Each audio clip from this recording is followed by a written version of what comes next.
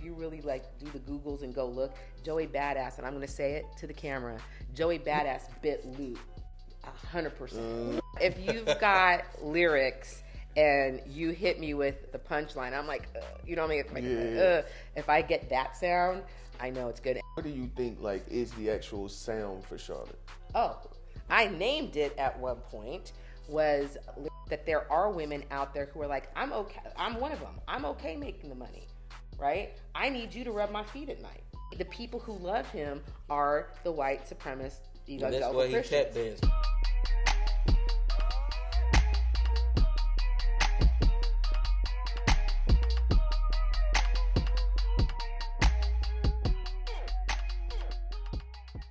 Welcome back to the To Be Fair Show. I am your host, Johnny P. Over here, real. It's Q. And we back. We back again. Episode number 6. Mm-hmm. We got a special guest in the house. Special. Mm-hmm. Yes. I'm gonna let I'll let Q do the Okay, intro cool. The godmother of the Charlotte music scene. One of the most impactful people on the North Carolina scene in general.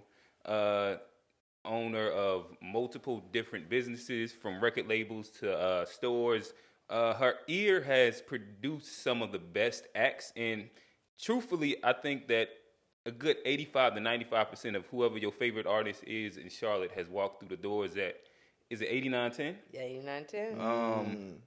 But I'm going to let her unpack her journey a little bit in a second, but that small little alley-oop is for the lovely Miss Amy. Hello. Yeah. Thank you. Appreciate you coming for sure. Yep. So, Miss Amy, I give you a second to kind of introduce yourself as you would like to be introduced. Well, Miss Amy is it. 8910 is my home, but also, as you said, where a lot of music has been created. My background is I grew up in Los Angeles in the very early 90s, like 94. I moved to Denver, and I started doing promoting in Denver, and I did a lot. If you go check out the Instagrams, I've got, I did shows with Method Man and Redman. I met Jay-Z. I met De La Soul, Common. Pretty much anybody who was anybody in hip hop in that era came through Denver, and there was, I used to joke that there was only 25 black people in Denver, and 15 of them played for the Broncos, right? So, and I was friends with a number of the Broncos. So, if you're in music, everybody knows everybody. It's always a culture, and so the culture in Denver was really small. So I got to know and be pretty much backstage at every show. When I moved to Charlotte, I have my daughter's now 24, but I moved here in 2000, and so I really couldn't do all of that in Charlotte. And then around 2009 or 10, I met Ryan Douglas, and he lived down the street. And when he heard my story, he said, "Oh, I've got friends that, are in promoting or whatever." And he started bringing, my house ended up becoming the cool kid house where everybody could hang out. And so people started coming over, and then I found out that people could rap, and I was like, well, I gotta have an ear for that. And then my main objective initially was protection, and it's still protection. Is the music industry is a machine that'll chew you up and spit you out. And my business background is in contracts and things like that. I'm a consultant. And so I could, I understood enough about the music business that I wanted to protect these creatives, especially because at the time everybody was, between 17 and 19 at the time. And so that was kind of how I started. And then I guess people just started coming over, and this person would bring that person. And at one point we had like 45 people coming to my house recording music. Wow. So that's kind of how I got started. We did a lot from about 2009 to 2015, 2014. I'm sure everybody knows Lute. Lute was a part of that, and God bless him, got signed to Dreamville. But my friend here, Mr. Q, was one of my artists. He was I put a lot of music out. You work with What was some of your favorites? Mason Parker, that's my boy. Bankroll Bird. Oh, Bird, yeah, I like him too. So yeah. everybody, the Forever FC, Jimmy Kelso, Hi, I'm Rye. So, there was a lot of people. And people still contact me. I'm really not in the management game anymore. I still own a label. I still have a label. I still have a Sony distribution deal, which is open door to everybody, open door policy.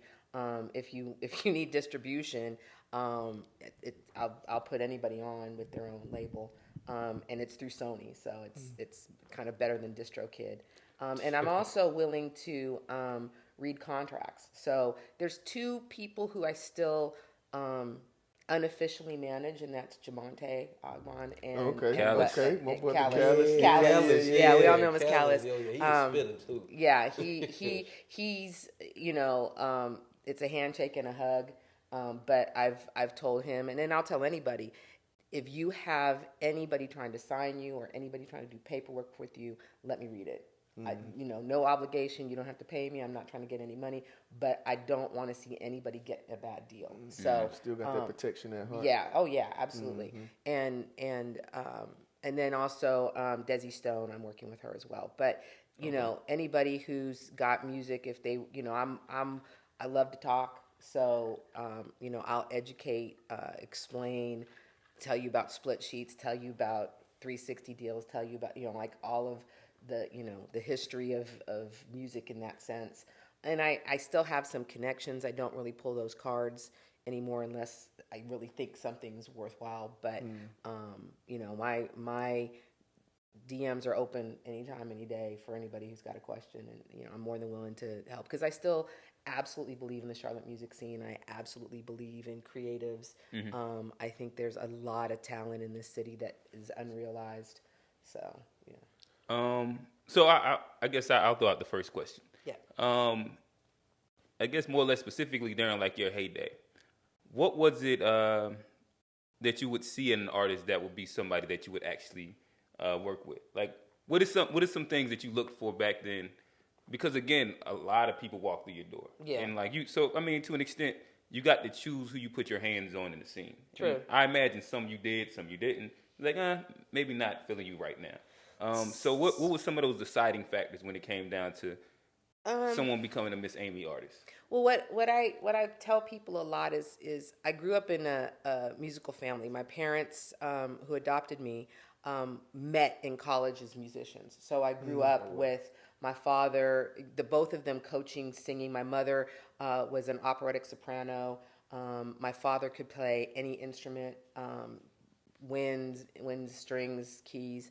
And so I had a very fundamental knowledge of music. That being said, I say I'm like Simon Cowell. Simon Cowell can't perform anything, but he's got an ear. And that's kind of how I viewed myself.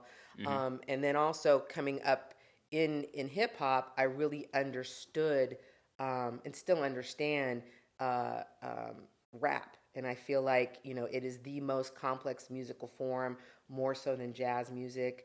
To be a good rapper, you have to have tone and cadence and rhythm and the ability to, have lyricism too. Now, obviously, there's rappers out there that don't have lyricism that are being successful, but And other stuff too. But they probably got 4 out of 5. Yeah, and for me, my first question is, do you sound different, right? If I hear you and you sound like somebody else, I can't do anything with you. Gorilla Black probably was an incredible lyricist, but he couldn't go anywhere because he sounded like Biggie, right? So, you get, if, you can use auto-tune. Travis uses auto-tune effectively. Don Toliver uses auto-tune effectively, right? But if you turn on the radio, you can tell the difference between Travis and Don Toliver, right? You can tell the difference between Future and somebody else. And that's, to me, the most important thing is, are you listenable? Is somebody going to turn on the radio and hear you and be like, oh, I want to hear that again, right? Beat selection's important, right? You have to find a producer that goes well with what you're producing. One of the reasons I wanted to work with you was because you did all the stuff with live musicians, right? So that was something that was unique. you came in with a whole different vibe than what I was hearing from other people at the time. You know, there's and then also obviously if you're spitting hot fire, you know what I'm saying? If you've got lyrics and you hit me with a punchline, I'm like, you know what I mean? If I get that sound, I know it's good. And then the other thing that everybody used to laugh about is if I don't know you, it's probably not going to happen. So if you came in and you rapped, that probably happen. But if I know you and you play a song and I start crying, then that used to be it, right? And I would say that, to me, that was my, damn, I might be out of here moment, was when sat down with Miss Amy. And I think I was first, a quick little backstory to the story. I was first introduced to Miss Amy through my at the time manager, Bert. And I think he played like a song or two of mine. I think Hippie Chick might have been like the song. And like, so met her then, but like time passed. Yeah. Me and Bert kind of like split ways, but he said, hey, Miss Amy actually likes you. You might should reach out to her. So I ended up reaching out to you. And this was during the free will era. So I was kind of piecing the things together. I was like performing a lot of the music and just kind of like getting the feel for what was working. And it was pretty much almost done, I would say. So we sat inside that front office and I pushed play on, it was Transparent. And by the end of the song, Miss Amy had tears coming down. So then I'm like, oh, damn. And she kind of like gave the spiel that she was getting into, where like, this is like, these are the moments of when I know I want to work with an artist. Like, if you are able to like draw out an emotion, like it brings tears to my eyes. Yep. And like for me, that was definitely a special moment that I had, where it's like, damn, I played this shit. Like, it actually really connected. And like, that was like one of those tests, especially when you like putting out an album. You want to see how people kind of react to it. And for me, like I said, that was one of those moments where I was like, oh shit, like, might be something here. Oh, she tricked you into thinking that you wasn't Buns. Huh? I guess that's what it was. No, it was. I guess that's what it was. But really, that's what happens is when I hear something and I know it's good and I know it's got potential. And I think, you know, part of the problem is, this is the analogy that I use with a lot of people that have come to me, is being a rapper is kind of like being a football player. In that, you know, when you have a son and he out running around, you know, he's 4 years old and he's running around, you're like, oh, he's fast, right? He can play. Especially you've got a son who's an athlete, right? And so you get him in AAU or you get him right, and then you see that they're better than everybody else, and so then they go to I'm short circuiting the story, but they go to high school and, you know, they score 15 touchdowns in one game. Oh, they're going to the NFL, you know what I'm saying? Like, for sure. And then they get scouted, and then they get recruited to college, and you're like, they're going to be an NFL player. Well, then they go to college, and everybody is that kid that scored the 15 touchdowns, right? So now it's back at level playing field. Well, now you're in college, and you're still, you know, out there. Well, when the draft comes, they only draft but so many people to the NFL. And then even when you get drafted, there's no guarantee because, you know, if you watch Hard Knocks, at the end of preseason, they cut half the team. Yeah. And, you know, like I said, I knew a bunch of ball players. I was friends with Rod Smith and Terrell Davis and stuff when I was living in Denver. And I remember being at Rod's house, and this guy was there they wanted me to meet him because they knew I was a Panther fan. And so he had played for the Panthers, and his wife was telling me, yeah, you know, he got one season. And then that's it. And then he, you know, he got cut. And that's how it is with hip hop, right? You can be, of all your friends, you can freestyle. You can get thrown topics. I used to do that a lot at the house. We would have freestyle sessions at the house, and I would throw topics just to see who could spit, you know, without breaking.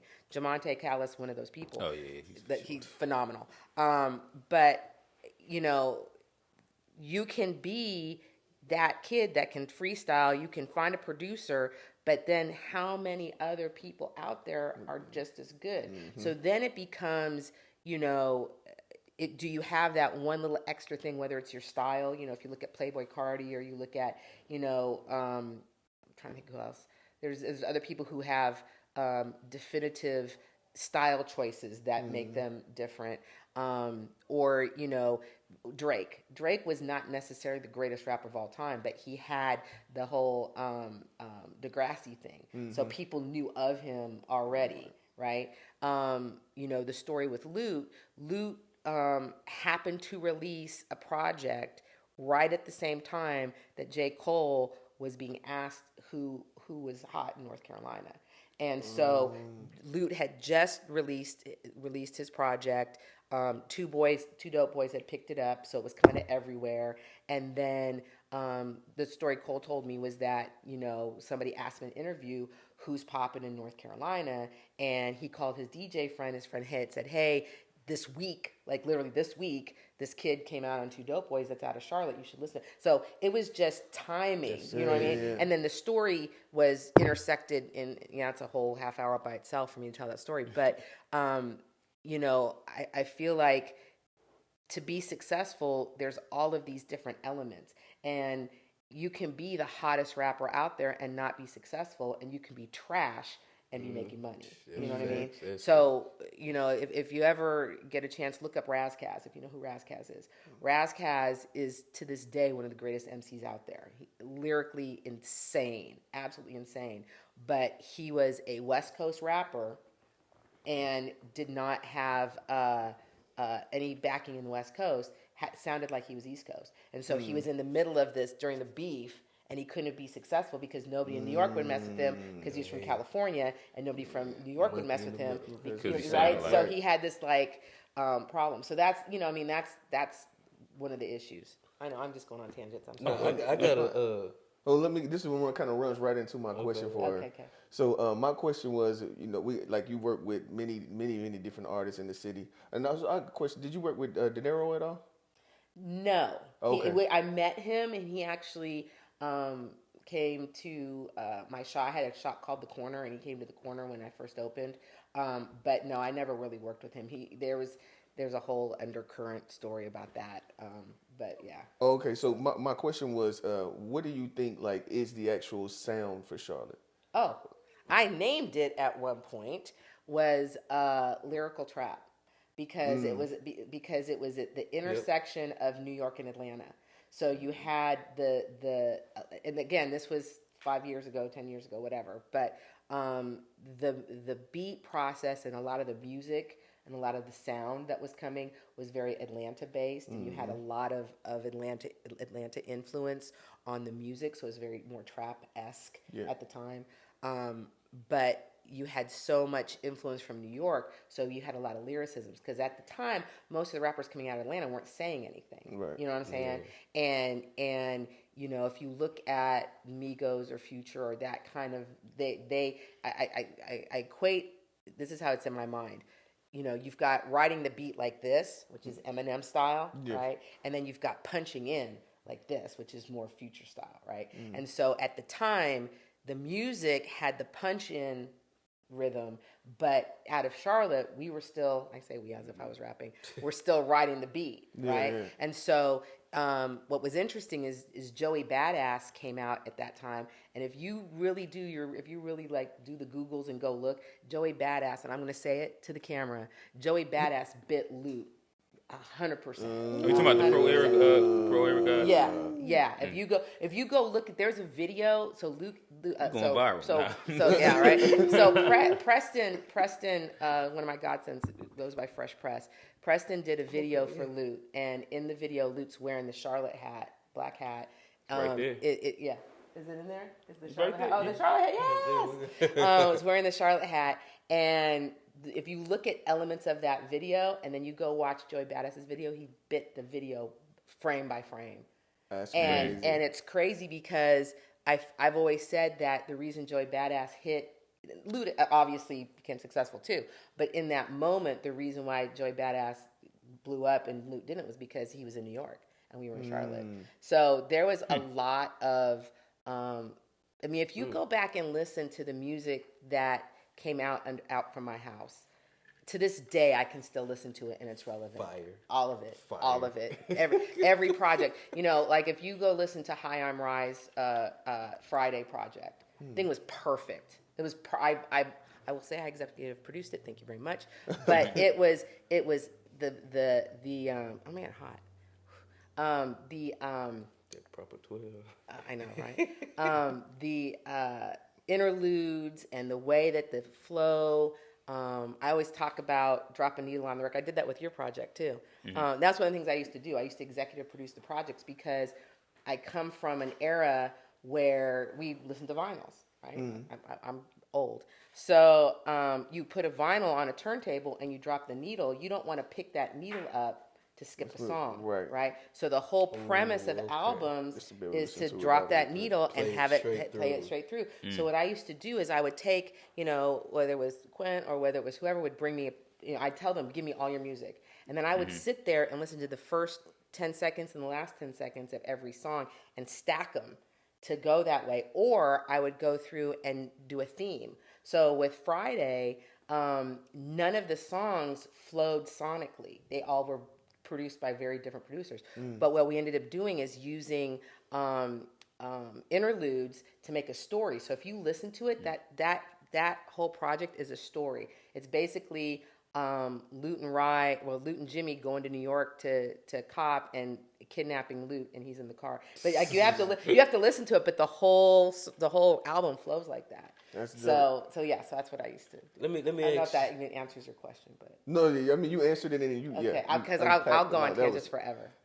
I'm very, very. Go ahead, you got it. No. But my question was, and I guess we kind of right there, but I just wanted to see if you had a top 5 Charlotte rappers list, or maybe if you don't want to just list best, but like the 5 artists from Charlotte who most represent the city, sound wise. Excluding Q. Oh, of course. What I was going to say is, would this make it easier as an addendum? Like, if you exclude the people that you've touched, because I know that can get political. If you forget to name somebody or something like that. So here's the thing. This is the reason why I feel like this is an unfair question for me, because I have been out of the music scene for probably 6 years. So. Forever FC ended in 2015, and then I worked with some other artists from probably 2015 to like 2018, and then I stopped doing music. So I haven't really been that engaged in who's out there. I will say Callis is still doing his thing, so he's definitely on the list. Wells is doing his thing, and I work with him. Sianka's not really a rapper, but I love her energy. Cyan. Cyan. Yeah. I know that. But she's definitely in the scene. I'm not that familiar with a lot of the younger people. I don't, what I mean. Just give us 2 more of your favorites. I'll put it like that. Ryan is, so Hi, I'm Rye, is literally one of my most favorite rappers, and he refuses to do music, and I'm calling him out. Everybody keeps telling him to do music. He won't do it, but he's so good because he was on that Jay-Z tip of just going in the studio and spitting, and then like he wasn't writing anything down. And then I can't put Lute on there because Lute's that's a whole different thing. I would say,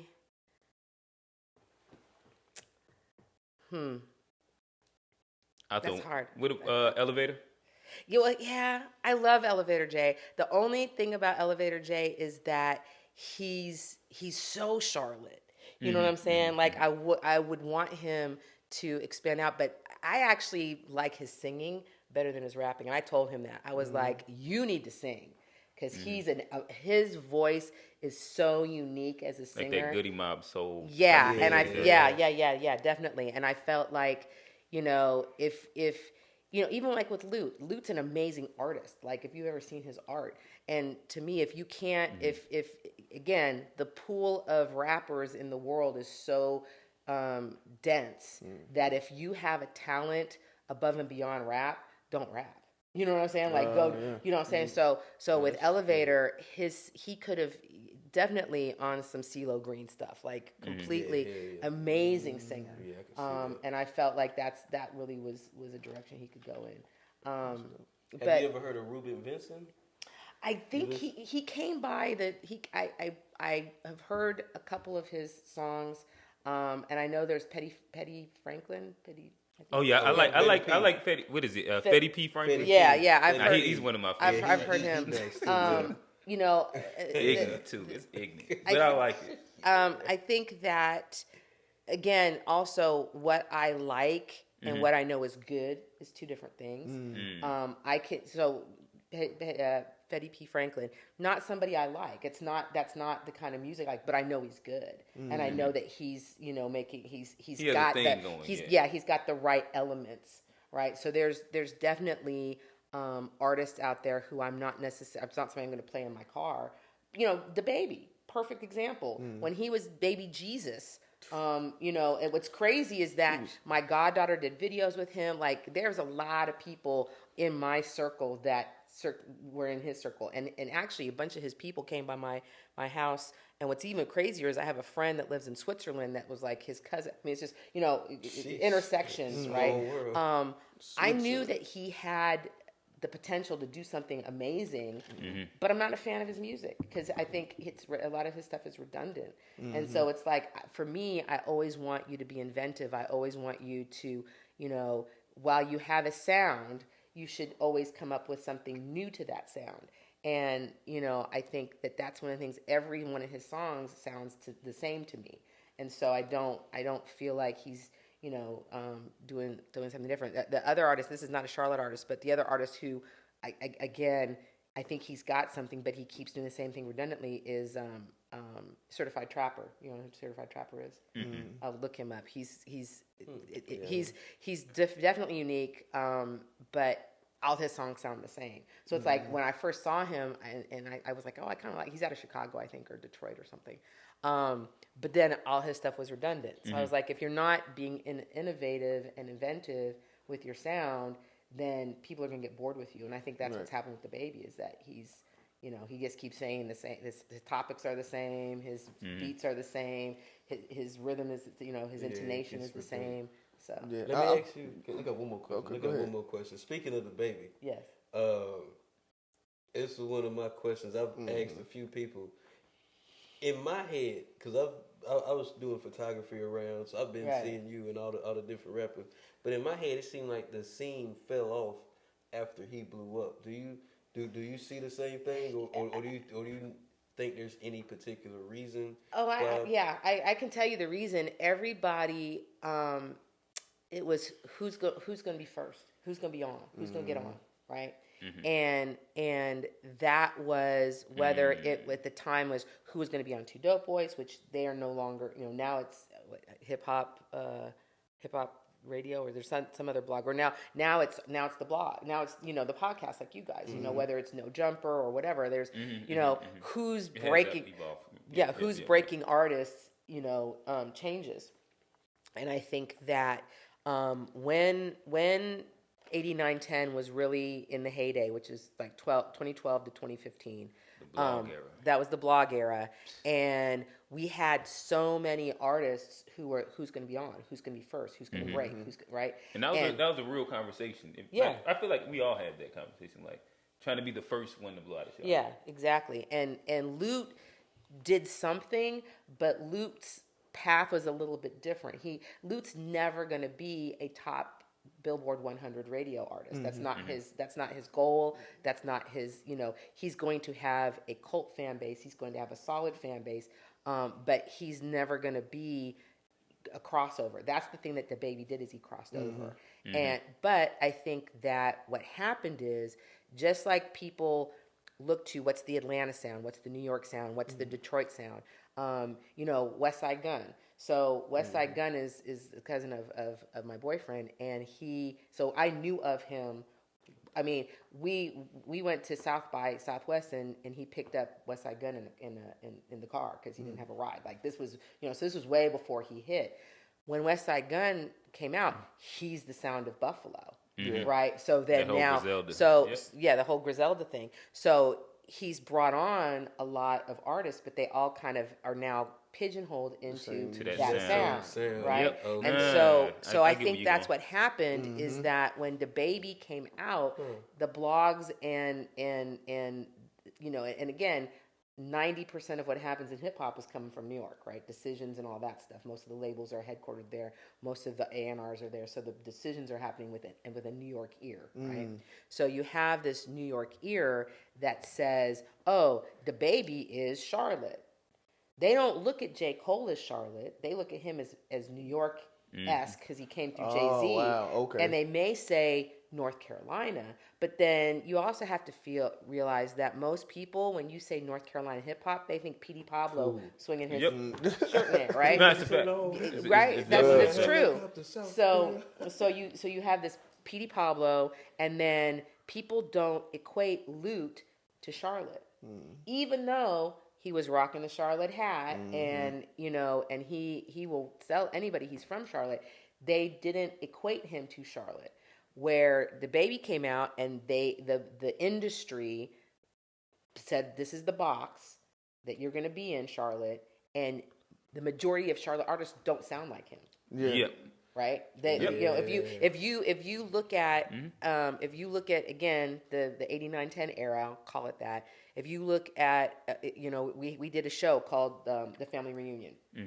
Quint, Jamonte, Mason Parker, Lute, all very different artists, but still had a similar thread, right? Yeah.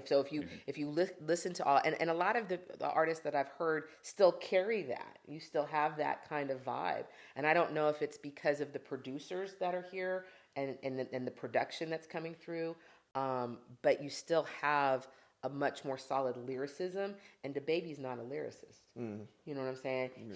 He's a pop artist more than anything, right? And he fits the narrative, and he fits the am I allowed to be crass? I'll be crass. Oh, go ahead. The dick swinging, smack her in the face with my dick music, right? That's what I call it. Right. Which, That's some crazy lady. But it's the truth. It's the truth. And you have to realize, I'm not a prude. I came up with Luke out of Miami. And DJ Quick Black Pussy. Like, sex in music is common. Yeah. I don't have a problem with that. But when that's all you talk about. Yeah. You know what I'm saying? And then what ends, and I'm going to go on a whole nother tirade now, because then you look at all the female rappers that are coming out right now. Every single one of them are talking about their pussies. That's all they talk about. And it's like, yeah. And so for me, luckily my daughter's 24 and I raised her right. But, I would be worried if I had a kid right now, because the music that they're getting exposed to, their mentality on their worth is jacked. As a man, you're coming up and you're thinking your value is whether or not you can get a watch, whether or not you can afford a Birkin bag. Your value as a man is how much money you can spend on a woman, and how good your dick game is. And as a woman, you're growing up to realize if you don't have a fat ass, you have no value. And even you look at Blueface, and he's got his son who's 6 years old talking about whether or not he can twerk, and whether or not he, and you're not going to be gay at 6. They're having this conversation. And you have this. I was watching No Jumper yesterday, and Adam was talking to this guy, John Richard or something Richard. And he's from Chicago, and he kept saying BD folk and stuff like that. But he was really like talking to Adam about the video, about his wife's a porn star, and they did that whole thing. So he was sitting there. I don't know how we forgot to touch on that at some point. But go ahead, keep going. Yeah, but he the thing that was crazy was this kid, and he couldn't. There's no way he was older than 25. There's no way. And he was looking at him in the face and basically telling him that he could take on his wife. And Adam's like, she doesn't mess with children. And he was like, nah, and he really, like, in his head, this kid really was thinking that he was going to bring dick game to the point of, and I'm like, why is that? First of all, why are you even thinking like that? Like, why is that the one thing you think you're bringing to the table? And you're really telling Adam that you should be, in the next video. And then watching him, I was like, no, I don't think I don't think you got what you I'm got. like, to be fair, because this is the Okay. To Be Fair show. He's sitting over here. Okay. Adam kind of opened himself up for that. He did, no, he did. No, I don't have so you're absolutely right. I do not have an issue with anybody talking shit to Adam, right? And he and his wife, they opened themselves up to that. Absolutely. That's a Pandora's box. I was thinking more about the dude and his mentality of thinking that he was going to do something. That was more. But no, Adam opened his door. Adam a wild boy. No. Wild. And his answer was just kept going. It's a porn thing you wouldn't understand. That's what he kept saying. But I got another one for you. Yes. I don't know if this is switching gears or not, but no, it's not switching gears. It's still staying with rap and rappers, in which you've probably had your imprints on more than enough quote unquote local rappers. In which I think it'd be interesting to hear, like, what are some pitfalls that local rappers should stay away from that kind of get you pigeonholed or like are non-productive? So I think that the biggest mistake that any rapper makes is listening to their friends. And that's the reason, and the reason I say that is because your friends are going to encourage you and big up you all day, every day, which is great for your motivation. But if you're not that good, you know what I mean? Like there was people all the time, well, not lately, but at the time, people would say, will you listen to my music? I want to hear your opinion. I'm like, you don't want to know that. No, really, I do. No, you don't. Because I'm going to be honest with you. I'm honest with my own child. So if I have a daughter who sings and I listen to her and I say, you're flat right there or your pitch is off, right? If I don't care about you, I'm really going to tell you about yourself. And I would never forget this kid. I'm not on Twitter anymore, on X anymore. But I was on. This was like Elon Musk spice right there. Yeah. Well, if we get into politics, I'll tell you about him. But I had this kid hit me up in Twitter, and he was like, I really want you to listen to your music. And I said, okay, because if you approach me politely, I'll work with you. In fact, there was one kid who wasn't from Charlotte that was on the label named Twist Berlanga. Out of, I do remember that. Oh my God, like Texas, amazing! Like this kid was amazing. He's got like he has more money than I do now because he decided to go into car dealerships. So he has his own car dealerships now. But really? he's in Texas. He's in Texas. But he hit me up and was very polite. And I was like, okay, since you're not being obnoxious, I'll go ahead and listen. And I ended up signing him off of that. So, I was always willing to listen to people. And this one kid hit me up and I'm like, are you sure you want me to be honest? And he was like, yeah. And I listened to his whole project and I took notes. Like, right here, you sound like this. Right here, you're off beat, and I went through everyone's, and he was like, I can't even believe you. You don't even know what you're talking about. And I was like, and he was like, everybody tells me that I'm great. And I was like, that's the problem. Yeah. You have people around you telling you how great you are, and nobody's being honest with you. And if you really wanted to be better, you would have taken my notes and taken them into consideration. A lot of people dropped off from me. There's, like I said, at one point there was 45 people. There's like 5 now, right? Now, granted, some people, went on and grew up and did other stuff with their lives and had careers, right? And I mean, I know you still dabble in music, but your commitment to I'm going to be a rapper is not the same as it was when you were 19, 20, right? Right. There's a lot of people who ended up, like Twist. Twist could have been amazing because he had a New York sound. He was very lyrical, but he was out of Texas and he was Hispanic. He was Mexican. And so, I could have marketed the hell out of him, but he had kids and he started making more money, as doing a car. He still dabbles in the studio, but he's never going to dedicate himself to going on tour as a rapper. So, you have, but there's people who ended up walking away from me because I was honest with them. I'm not going to name names, but there was an artist who I put together an amazing project, was perfect. And when that person went back and did something else, I thought they were very lazy. I thought, this is what you're capable of doing. I know you're capable of this. And you're taking the easy route and not doing what you're capable of. And that person ended up saying they didn't want to work with me anymore because I wasn't supportive enough. And I'm like, why am I going to support music that's not to the fullest potential? Man or no, woman or no, not at all. Yes person. And so there was a lot of people where when I started holding them to a standard, they didn't want to be held to that standard. The other mistake I feel that a lot of people made, at least when it came to me, was you think you know everything, especially when you're a teenager, right? You're 18, now you're an adult, and now you think you know better than I do. So what ended up happening is a lot of these artists were out booking their own shows and not telling me about it. Were making music and not getting all the paperwork done. Were going on YouTube and getting YouTube beats. And that was one of the things with Lute. With Lute's project, he ended up putting it out on Dreamville. But I had actually gone through and done all the work to get almost all those tracks cleared, because that whole project initially was YouTube beats.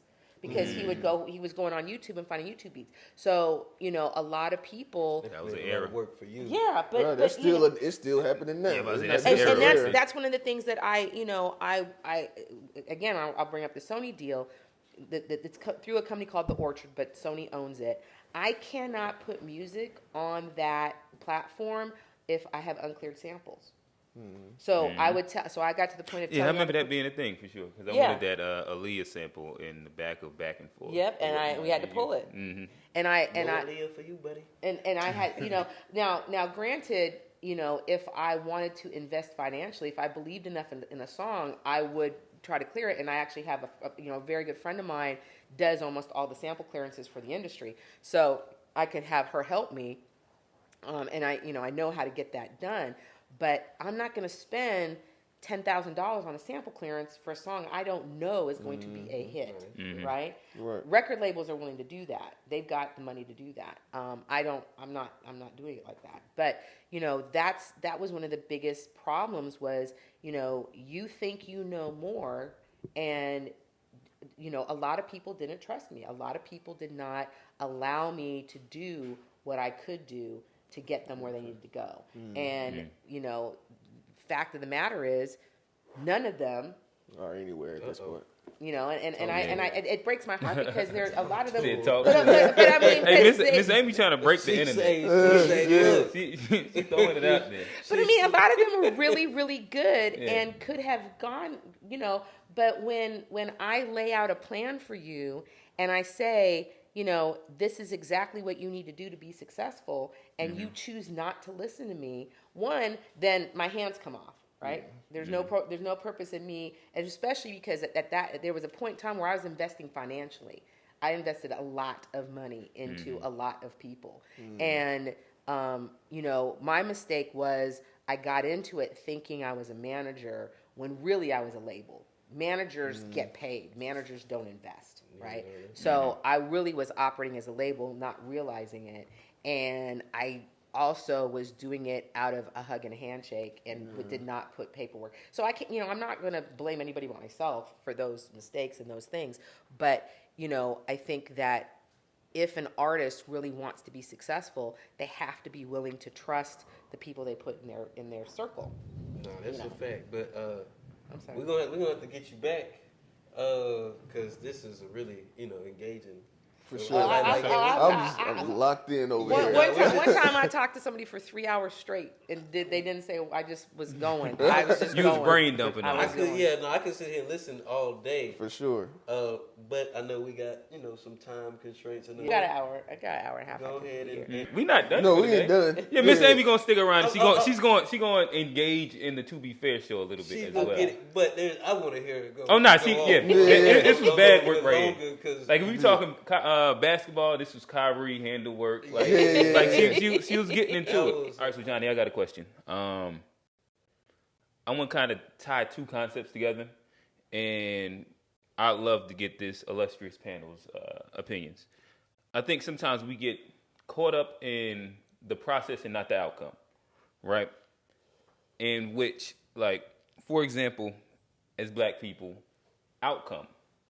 We want better housing. We want better institutions. We want better X, Y, and Z. You can kind of run down the whole entire thing. And sometimes we might get caught up in being attached to the process and not the outcome. And by saying that, I'd like to throw this question out to y'all. Most black people are Democrat.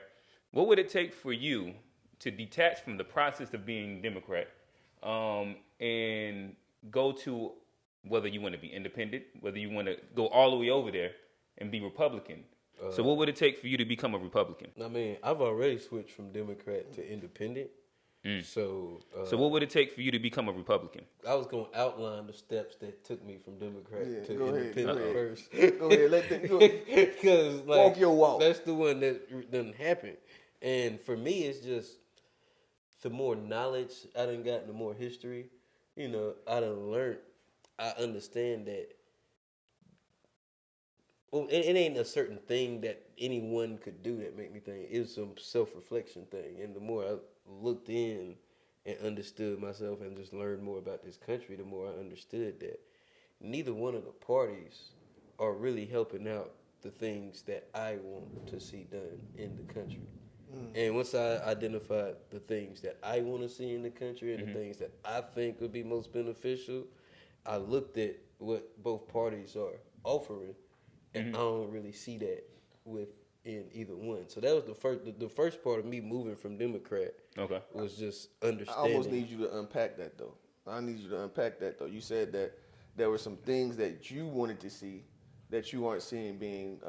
Just for it's like if you look at like Democrat, like he said, is the party for black people, right? Or the party that black people identify with. He just lumped us up and said right. Democrat. Gotcha. You throwing it on me. That's what you just did. Well, I think all right. We've kind of said that throughout our we're speaking episodes. Statistically. We're saying that most black people vote inside the majority as a Democrat. But my thing is, look at the mostly Democratic cities and see how black people are living. And that standard he going down there. And that standard living any better than like if you look at Reds. I said independent, and so I'm not on either one of them. But I'm saying there's certain things as a black man in America that I know that I would like to see, that I think would rectify some of the injustice. And what are those things of those countries? I mean, you could say reparations or tax breaks or incentives, whatever kind of dressing you could put on it. But I think there needs to be reconciliation for the past.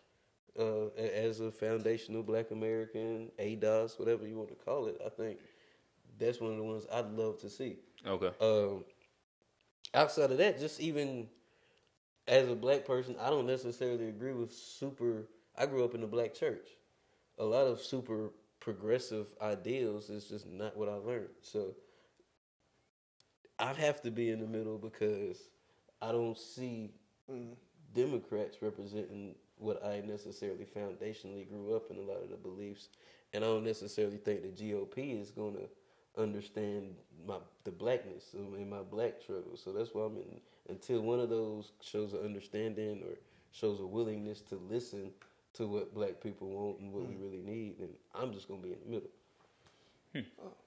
I guess you're looking at me, so I kind of am with Johnny a little bit.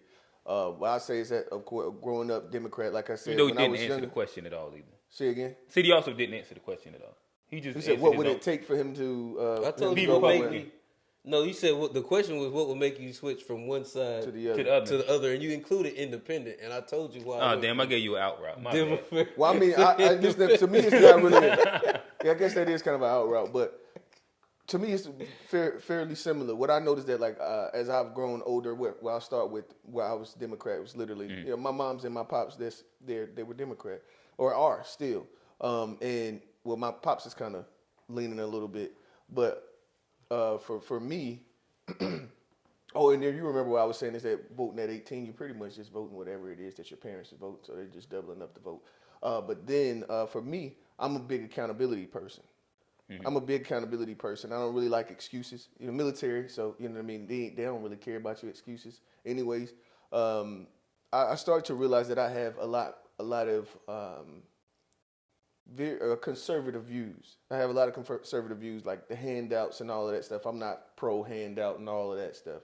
I believe that if we, the thing is to start looking more, being more accountable for self and being more accountable as a community, and that's where we'll see the benefits versus looking for somebody else to give us this thing. I don't think that it's something to be given. I think that it's something that we have to find within ourselves to create this this better expectation of a country. Mm-hmm. And that's pretty much so. Like I'm not one or the other either because I don't like boxes. I like to be able to listen to both perspectives and be able to listen to what you're saying and listen to what you're saying. I don't care what box you fit in, but I can listen to either side and make the best choice for myself. And that's a big reason why I don't like I don't care for green, blue and red and that type of thing. I don't care to side. I'd rather just, you know what I mean? Let me listen to what you have to say, and whoever seems to be leaning more towards what my belief system is, then that's where I'm gonna go. So let me ask you this: have you ever voted other than Democrat? I have not. So, well, I mean, see, the thing is also that you also will see that people that start out one way, they'll run a different way. Oh no, I get that. So it so doesn't necessarily. I'm still asking that same question. Then, what would it take for you to vote the other party? For them to be saying what it is that I would like what to hear. What is those things? I guess that's what I'm asking. So what is the thing that you're saying? I have voted independent before too. Well, I mean, because what Bernie before he turned to became the Democratic nominee, he was independent, right? He was green. Addendum: we taking independent out. Okay.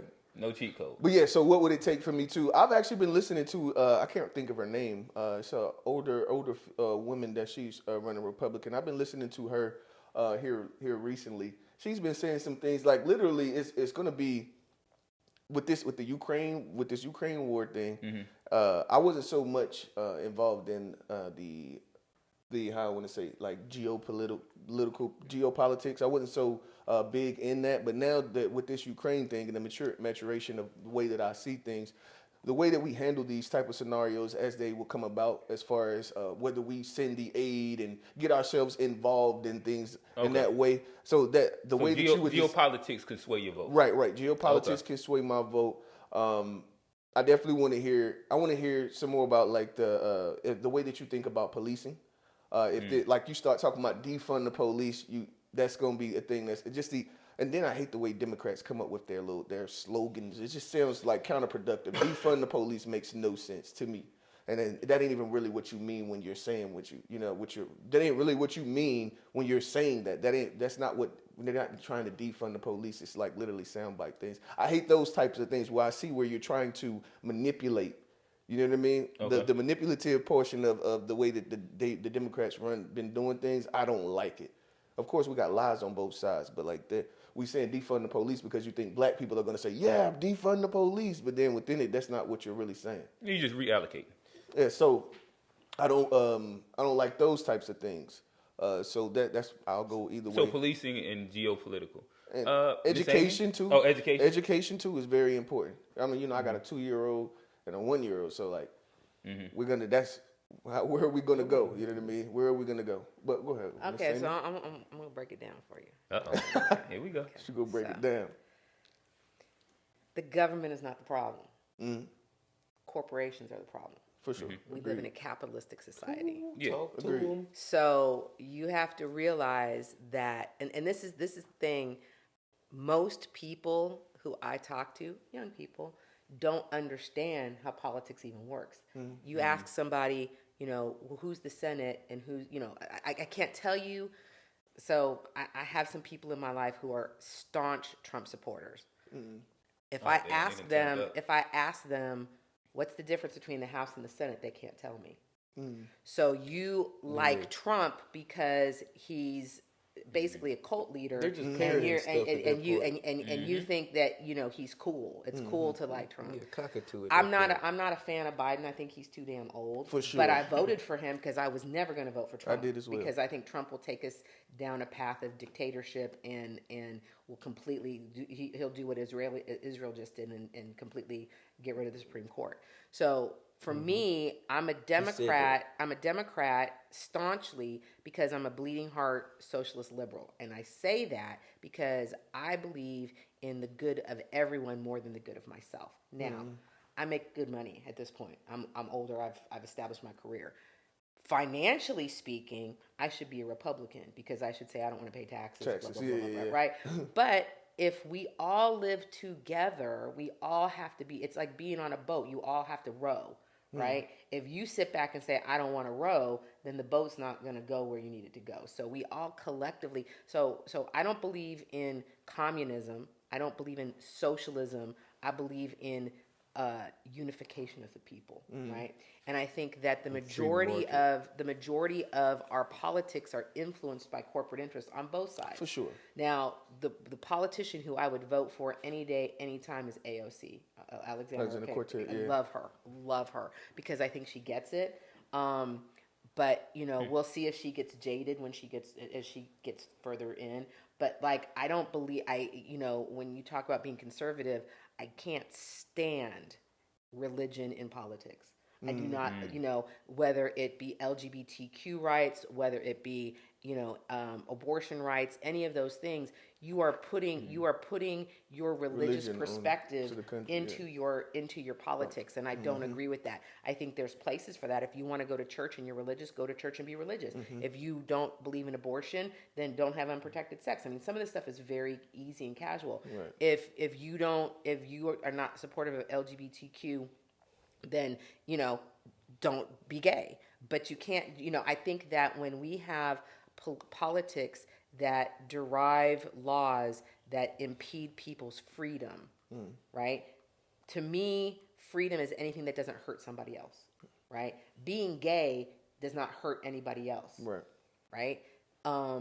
If now murder hurts somebody else, robbery hurts somebody else, right? So those laws that are against those things, I think, should stand, and that's when we talk about police and all that stuff.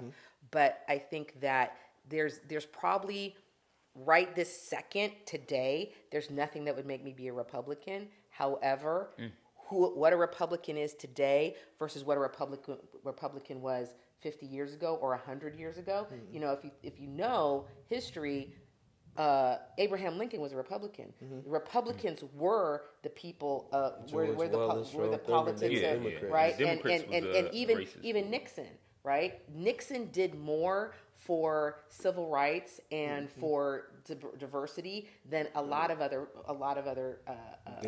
Democrats. So for me, I can't say I would never be a Republican because it may sway. Right now, today, because the Republican Party has been taken over by evangelical Christians, that's why I will never be a Republican. Because I don't believe in governing. I don't believe in governing based on religion, and I don't believe in governing based on money. And the corporate interest, that's the whole thing with the taxes. Everybody keeps saying they want their taxes cut, but everybody wants to ride on a road that's paved. Right. You know what I'm saying? Everybody wants to be able to put their kid in a public school that gives them a good education. I think that universal health care should be, because the complaint against universal health care is I don't want the government telling me who I can go to as a doctor. Well, Novant Health tells you who you can go to as a doctor. So you now have these networks that take the place of the government, and you're paying money in your check. Billions. And if I don't get a paycheck because I'm self-employed, but if I got a paycheck and they took $400 a month out for my medical, why can't they take $400 in taxes if it does the same thing, right? If I'm not paying for medical anymore, and I don't have to worry about deductibles, and I don't have to worry about co-pays, and you know what I mean? But they'll be you trusting the government to do the right thing with that $400 though. But Medicaid has been proven that they have, and the thing is they could convert all of the people who have jobs right now at Novant Health could now be government employees. I mean, it's the same. You have the same benefits. People, right? But now you're not making. The problem is that the decisions that are being made for people's health care is based on profitability. It's stock. It's shareholder value. Everything's based on shareholder value. My daughter is a diabetic. I literally got in a fight with somebody because they told me that I could get married to get her coverage, but the fact that she could die from diabetes was not enough because of the way that they're set up. So, it's all the insurance companies work with the networks. They're all publicly traded, right? No, So that's that true. right there, the government is making a decision about whether or not we should have universal health care, but they're being influenced and lobbied by these corporations, and that's really the problem. Democrats and Republicans as people are not the problem. It's the influences that they're willing to accept. But and I think then they also, I got a question.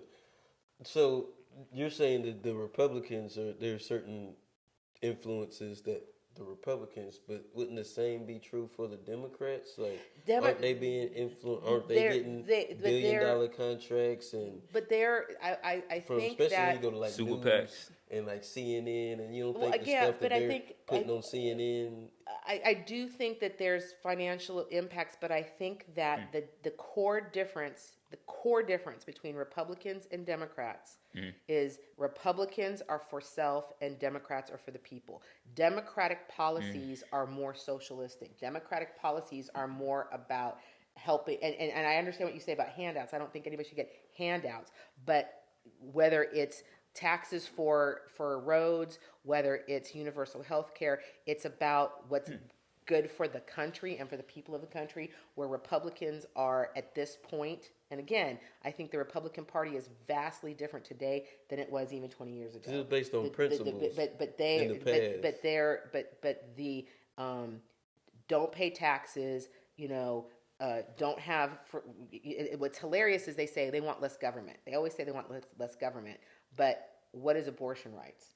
Government intervention. Government is I get that, you know and what I mean? there's a lot of what you would call it hypocrisy in where the GOP is, but I still think the the Democrats have that same hypocrisy because, like you say, policies made for the people. There's usually only a handful of people that profit. The off of that. difference is the Democrats are not being held hostage right now. The GOP is held hostage right now. If you look at DeSantis and Trump, the Republican Party, if you look at McCain's daughter, the one that was against Trump, I can't remember her name off the top of my head, but there are like I would have voted for John McCain any day. I loved him. He was a Republican. There are Republicans out there that still want the old party, but right now you have Ron DeSantis in Florida saying that that people should be taught that slaves learn skills.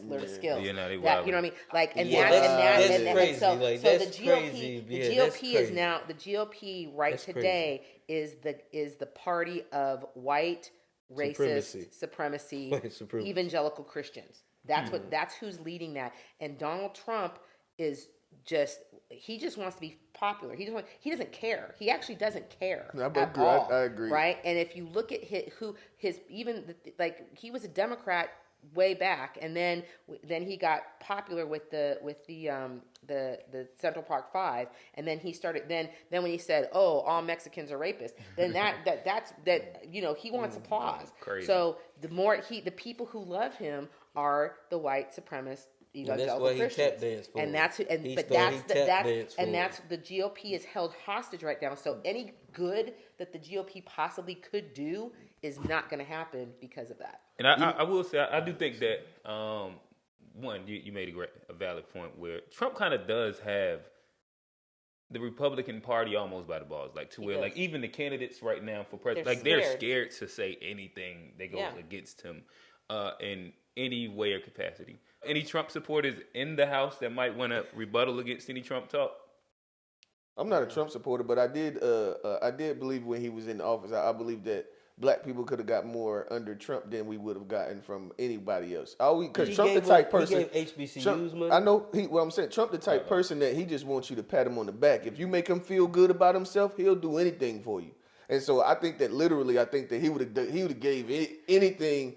If black folk would have treated him like they did, all the rappers was treating them back in the day, and they loved That's all him. he ever wanted. That's all he ever wanted was to be that guy, to be the guy that everybody loves. The problem is that, and this is the biggest misconception I think among the American people, the president is not the king. For sure. I cannot tell you how That's many facts. people have said to me, Obama didn't do anything for black people. Obama was shut down by Congress because it was a Republican-led Congress, and they all literally signed a pledge that said it didn't matter what policies he set forth, they would vote against them. And then so also, it didn't matter what Obama wanted to do. He could not make anything happen because the Senate and the House were against him. They were right Republican. now, right now, nobody Biden, voted in 2010 right? to get Democrat. Exactly. And to give him the House. And everybody thought that Biden was going to be able to do stuff except for one dude. So remember, the Senate is split 50-50, and Manchin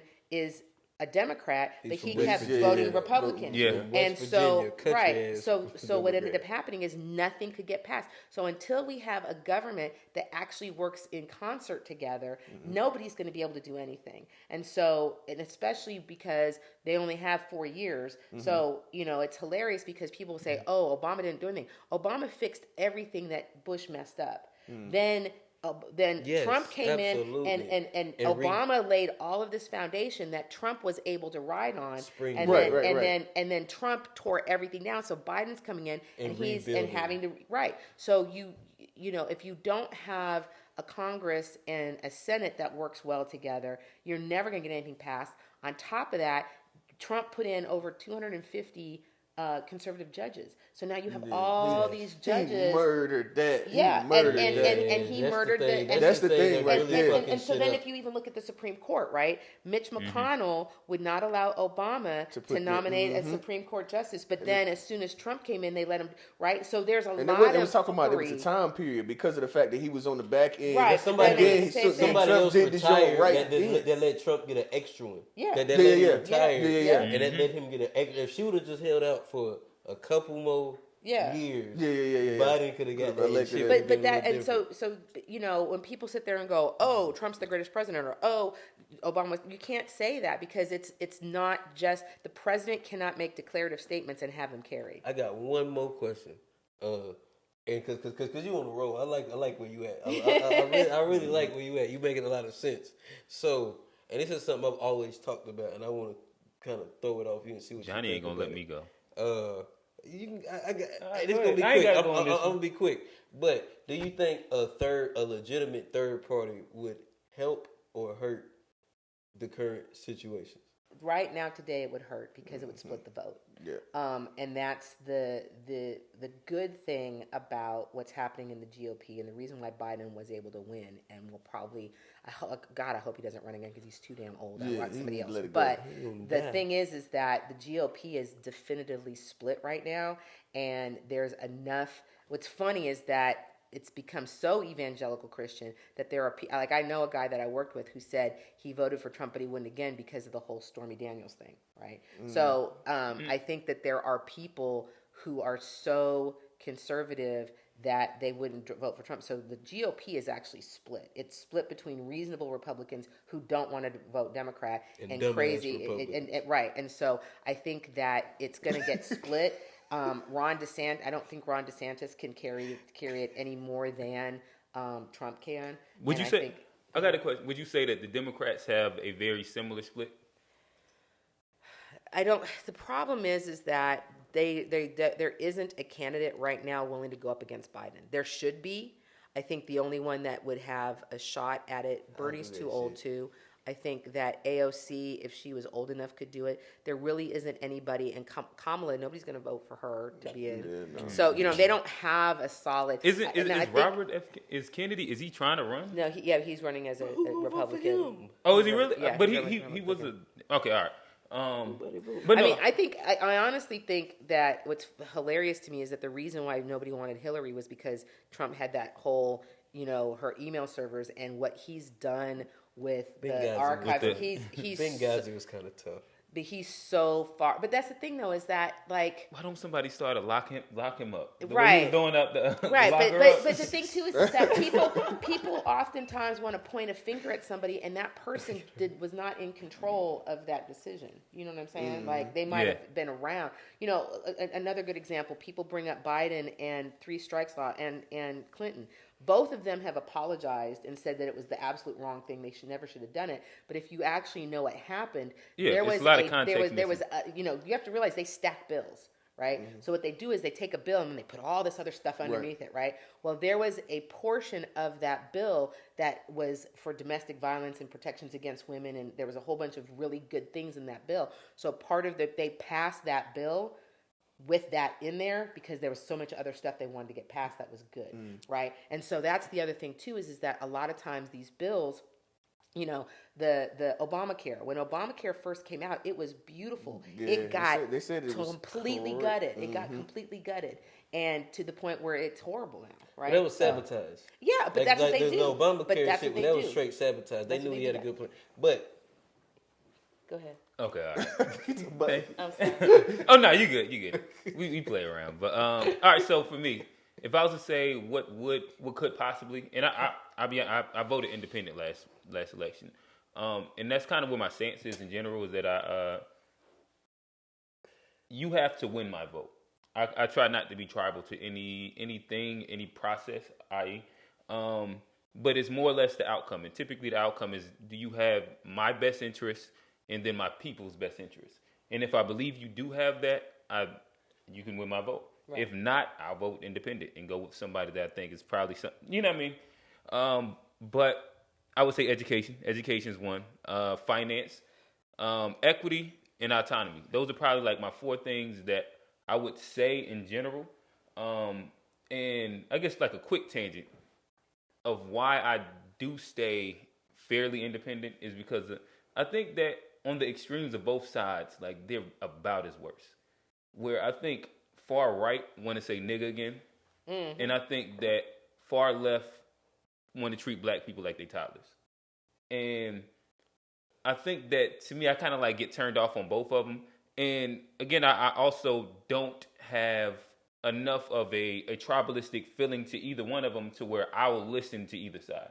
And to me, it's literally just about like those four things. And if I think that what you're saying could possibly work for my people and for me, again. But yeah, that's my little. And we let you rock with that, even though you had that addendum that we couldn't be independent. yeah, he Oh no, but we let you rock. No. We let you rock. You can tell when niggas don't listen. So I said I have voted that, but what it would take, I listened for them.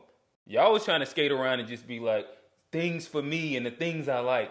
I actually said words. Y'all niggas was just saying like. So you just content. gonna put me and Johnny as one? Y'all see how that works? I said it couldn't happen. I meant to say. Oh no, you gave it the finish. I meant to say this earlier. Like I say, if somebody want to come with a financial aid package for the Newton family, Newton is for sale. Newton is for sale. Go ahead and put a price tag on that.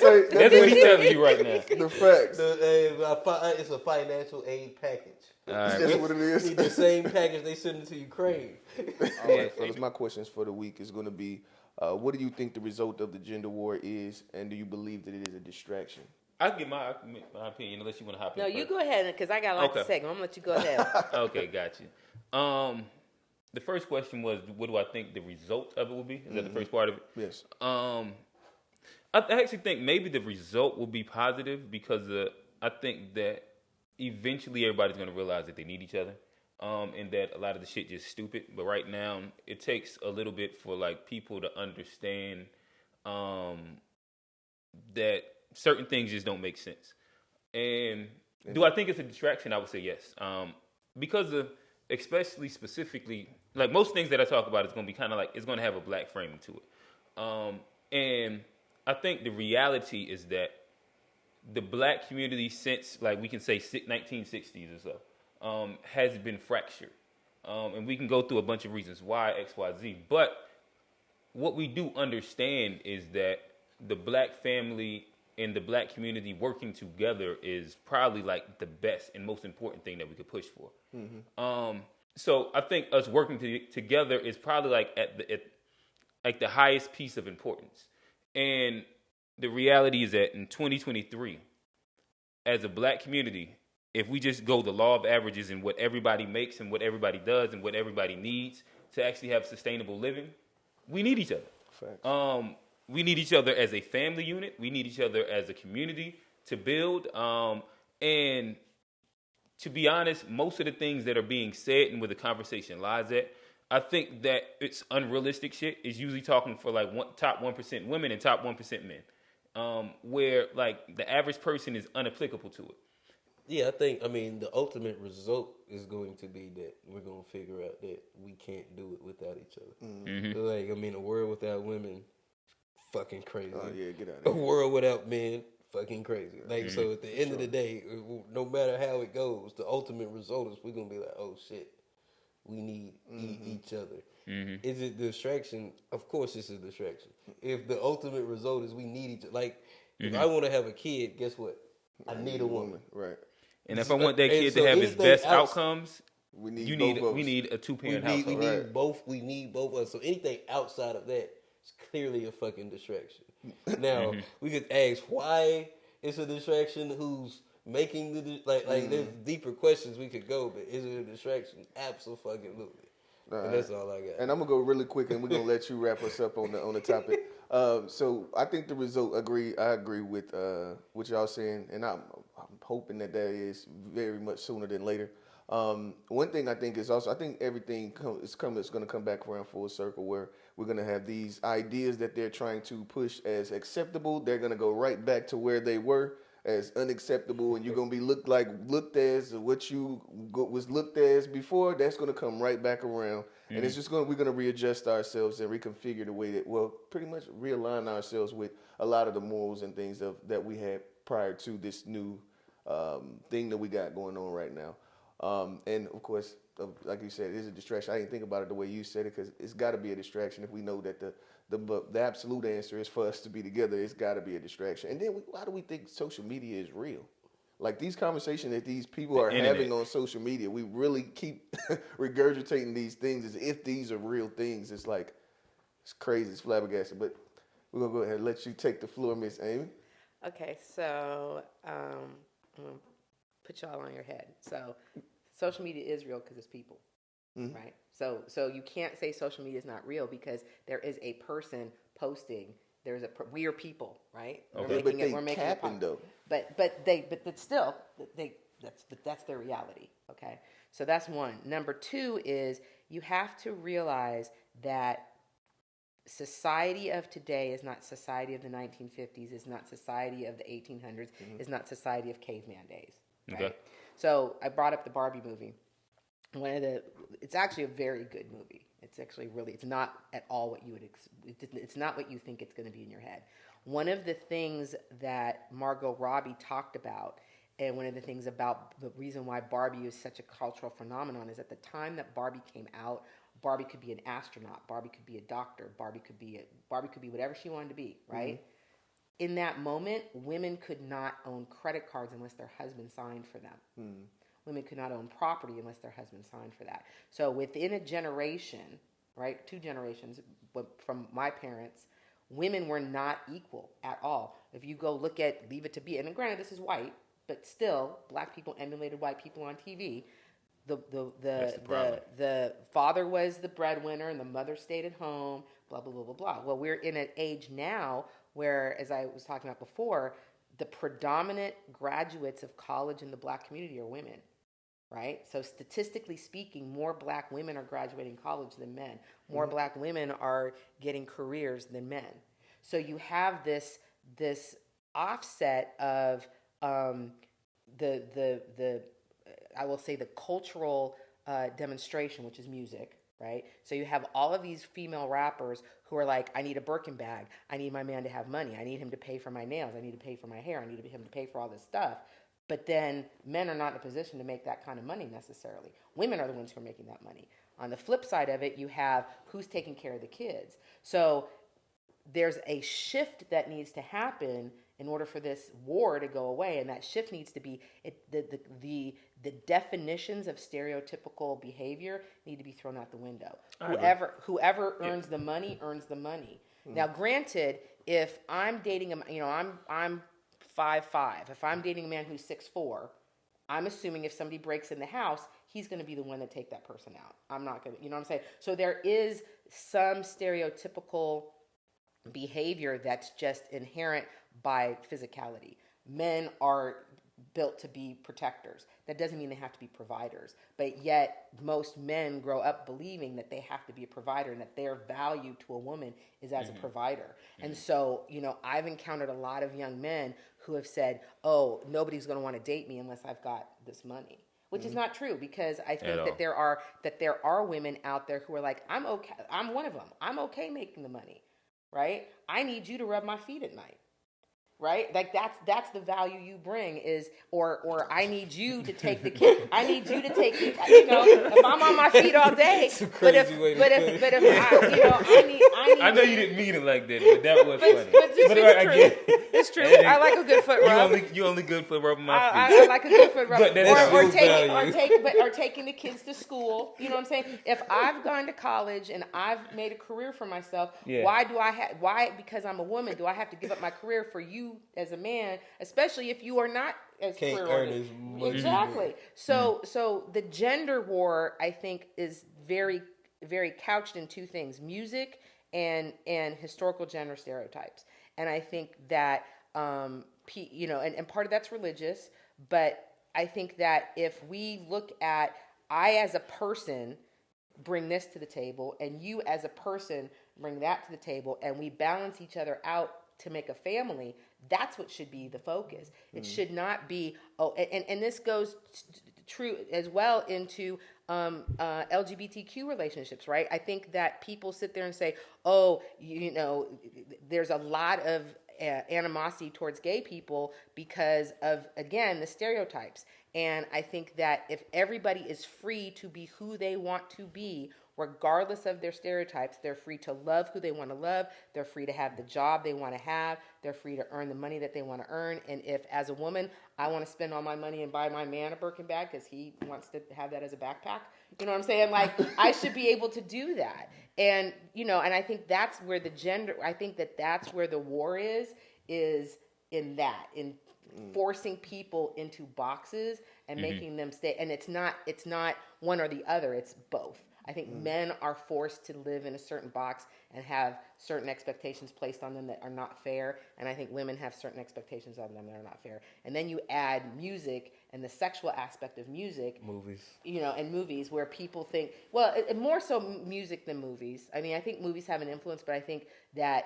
if you really look at what the industry is doing musically, you don't have positive, uplifting music anymore. You have the popular music that's on the radio is very heavily sexually oriented and very heavily monetarily oriented. There's not a lot of love songs coming out anymore. For sure. You know what I mean? And I think that there's a whole undercurrent of that's happening. I don't know, Reb, you got any feedback to that? I won't disagree. So the reason why I'm just gonna go ahead and give the reason why he even kicked this over to me is I'm supposed to be like the traditional guy, right? Mm-hmm. His foot started tapping when you said rub the feet, and that's what you were. So I think that I can agree. What it is that like there's a more up to date traditional belief that, or how I want to say this, what works for me.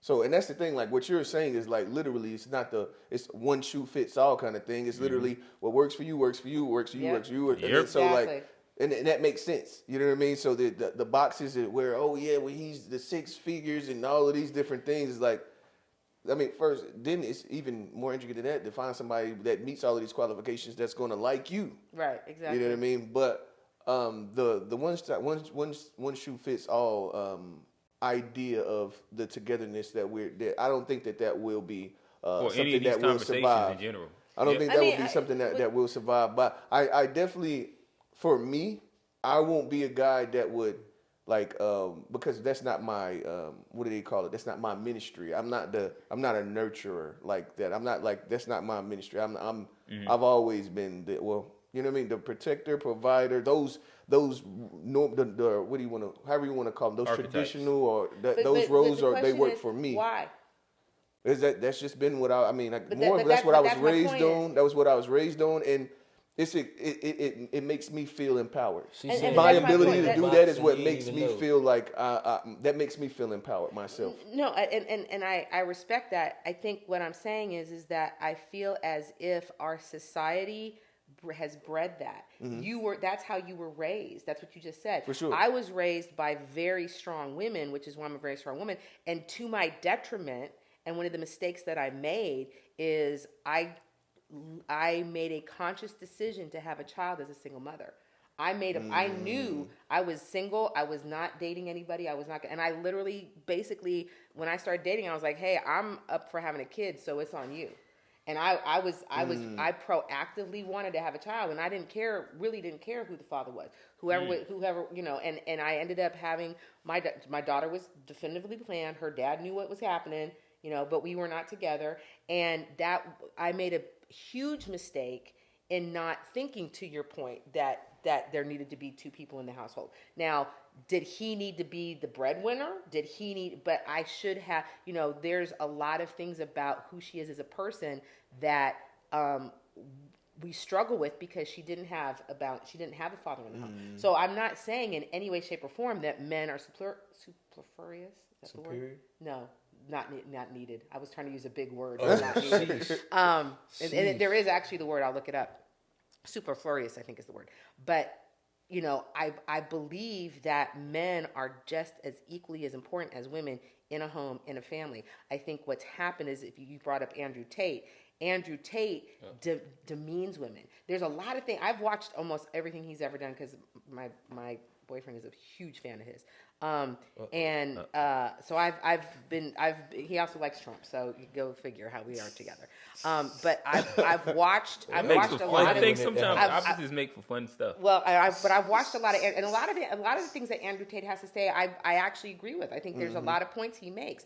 What happens is that he literally does not have respect for women. He sits there and says he does, but his behavior and his actions indicate that he doesn't. Same thing with Trump, right? So if you don't have you can respect the differences. I respect that most men are stronger than me. Most men are taller than me. Most men can, there are things that men are built to do that women are not built to do. But I think if you ever look at it from a perspective of intelligence and capability, that's where people fall down. Because men will think that they're more intelligent than women and more capable, or women will think that they're more intelligent or more capable than men. And I don't think that that's fair. I think there's physicality differences that are obvious. You guys can't give birth to babies. We can. You know what I mean?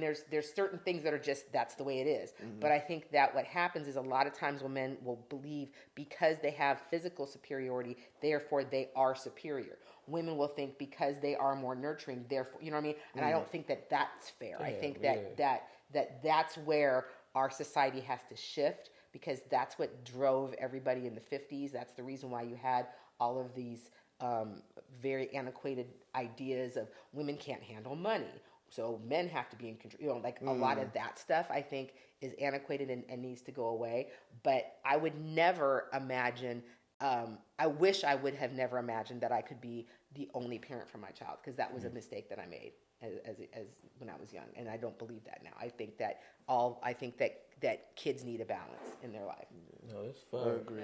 Hey, Miss Amy, I appreciate you pulling up. Definitely. This is definitely very insightful. It's been a pleasure. I have to say. It's very insightful. You gave different perspectives I hadn't necessarily considered. And that's, this is one thing, in closing, this is what I will say. I don't ever expect anybody to agree with me or to have the same line of thought as I do. I want to open people's ideas just like I want people to open my ideas. Oh, yeah, I just feel like most of the time I'm older and I have been through stuff. So, for example, religion. I was a Christian. I'm no longer a Christian. The path for me to get there was a really long path, right?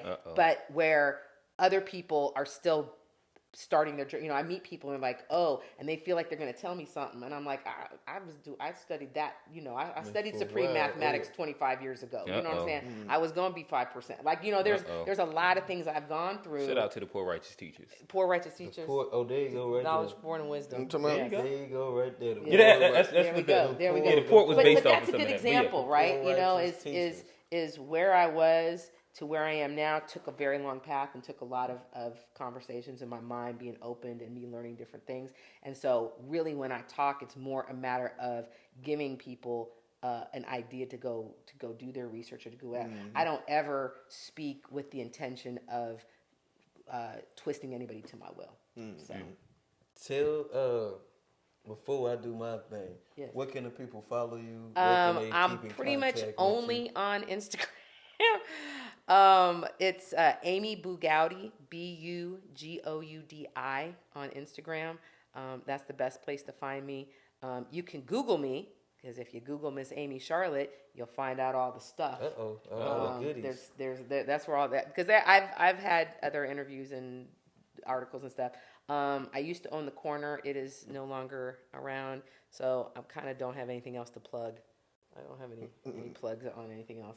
I'll just sit home now. You got Lord Jamonte? I do, yes. Definitely. Callis, what's up?